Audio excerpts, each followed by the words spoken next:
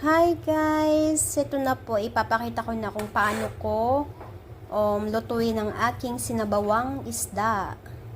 Una, naglagay ako ng tubig syempre. Tapos ayan, lagyan natin ng sibuyas, dahon ng sibuyas. And then, lagay na natin ang ating hinimay na isda. Ayan. So, pakuluan lang natin siya, guys. Okay. Lagyan natin ng konting asin para magkalasa. Okay, enough.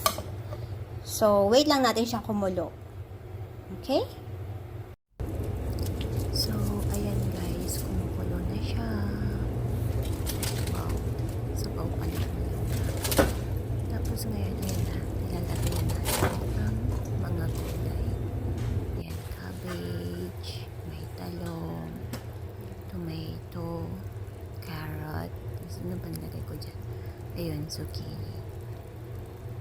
Then, hintayin lang natin kumulo for another few minutes. Ayan. Ayan na guys. Kumulo na. Hindi pa umalis.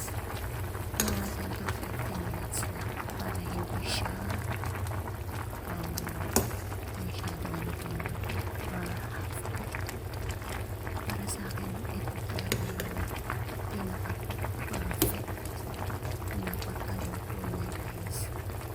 Ayan, tignan na natin. Ayan. Hello everyone, it's me again. So ayan, ang ganap natin for today's video. Tayo ay magluluto ng yan, guess what? Sinabawang isda. Dahil naprito na po siya, kailangan natin gawa ng paraan para mas masarap siya ba?